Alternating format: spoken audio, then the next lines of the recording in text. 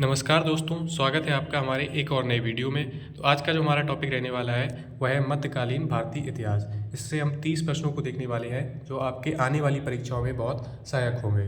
तो देखते हैं कौन से प्रश्न दिए गए हैं। हमारा पहला प्रश्न दिया गया है, अली गौहर किस मुगल राजा को कहा जाता था? अली गौहर शाह आलम द्वितीय को कहा जाता था। इसका option number C correct answer हो जाएगा। अगला प्रश्न है, शाहजहाँ का काल किसका स्वर्णकाल कहा जाता है? शाहजहाँ का काल जो है वो स्थापत्य कला का स्वर्णकाल कहा जाता है। इसका option number B right answer हो जाएगा। अगला प्रश्न है, विजयनगर साम्राज्य के दौरान कौन सा सोने का सिक्का जारी किया गया?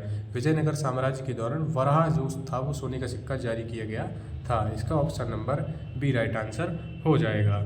अगला प्रश्न है, मुगल सम्राट की शुरुआत किस वर्ष हुई? मुगल सम्राट की शुरुआत 1526 में हुई थी। इसका option number D right answer हो जाएगा।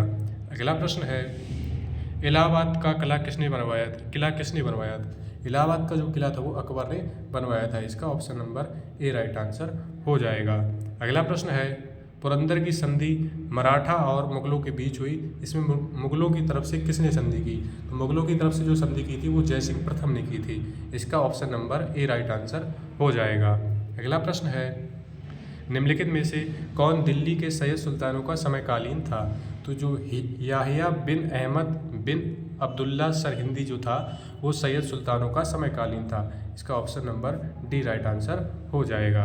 अगला प्रश्न है, शाहजहाँ के पूरे शासनकाल का वर्णन करने वाला शाहजहाँनामा किसने लिखा? इसका जो करेक्ट आंसर हो जाएगा वो आपका option number B Mohammad Sadiq Khan ने लिखा था। इसका option number B right answer हो जाएगा। अगला प्रश्न है, तारीख ए मुबारक शाही निम्नलिखित में से किस लेखक द्वारा रचित है? याहिया इब्न अहमद सिरहिंदी ने लिखा था। इसका option number D right answer हो जाएगा। अगला प्रश्न है, इनमें से कौन प्रारंभिक मध्ययुगीन काल के समाज के दौरान शुरू हुआ था? एक तो बाल विवाह शुरू हुआ था और दूसरा जो था वो सती प्रथा शुरू हुआ था। इसमें जो डी ऑप्शन दिया जा रहा है ए और सी राइट आंसर हो जाएगा आपका डी। अगला प्रश्न है, महमूद गजनी द्वारा भारत पर पहला आक्रमण कब हुआ था? 1101 ईस्वी में हुआ था। इसका option number B right answer हो जाएगा। अगला प्रश्न है, रजिया सुल्तान ने दिल्ली की गद्दी संभाली। रजिया सुल्तान ने कब दिल्ली की सल्तनत संभाली थी? तो 1236 ईस्वी में संभाली थी। इसका option number C right answer हो जाएगा।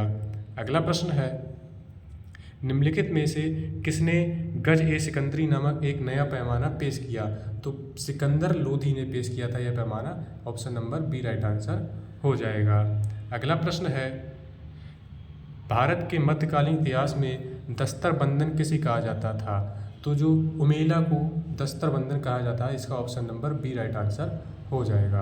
अगला प्रश्न है, सल्तनत काल के दौरान तुर्कों ने निम्नलिखित में से किस शिल्प कला और तकनीक को लोकप्रिय बनाया?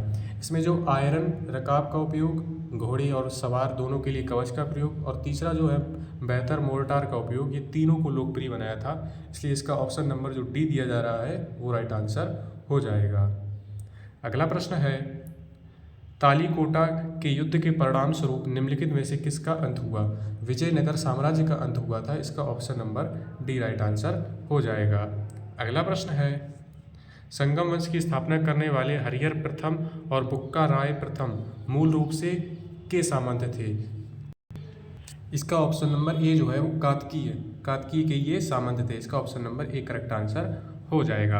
अगला प्रश्न है, निम्नलिखित में से किसने विजयनगर के निकट नागलपुरम नामक उपनगरीय बस्ती की स्थापना की? वो थे कृष्णदेव राय ने स्थापित की थी। इसका option number B right answer हो जाएगा।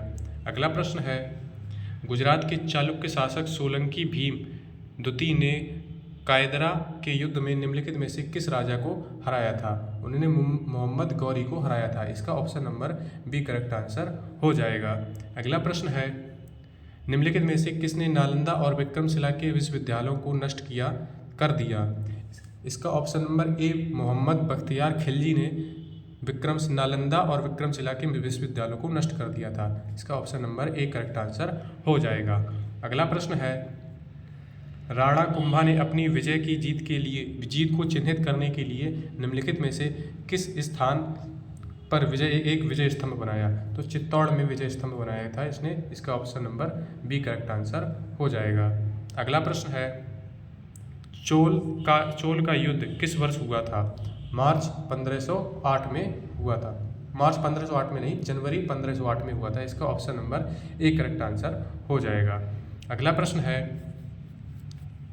निम्नलिखित में से किसे दिल्ली सल्तनत की प्रशासनिक व्यवस्था का केंद्रीय स्तंभ कहा जाता था? एकता प्रणाली को दिल्ली सल्तनत का प्रशासनिक व्यवस्था का केंद्रीय स्तंभ कहा जाता था। इसका ऑप्शन बी करेक्ट आंसर हो जाएगा। अगला प्रश्न है, दीवान ए अर्ज का कार्यालय किसने शुरू किया था? दीवान ए अर्ज का जो कार्यालय था वो बलबन ने शुरू किया था। इसका option number C correct answer हो जाएगा। अगला प्रश्न है, सल्तनत काल में वकील ए दार का क्या अर्थ था?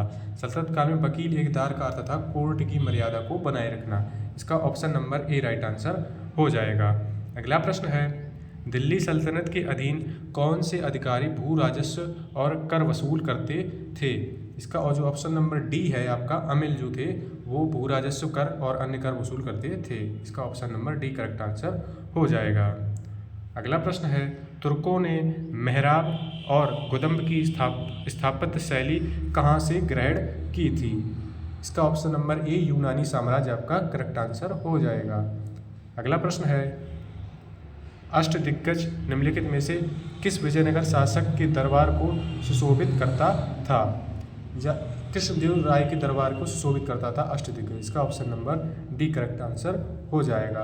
अगला प्रश्न है, मुगल शासन के दौरान किलों को निम्नलिखित में से किसके अधीन रखा गया था?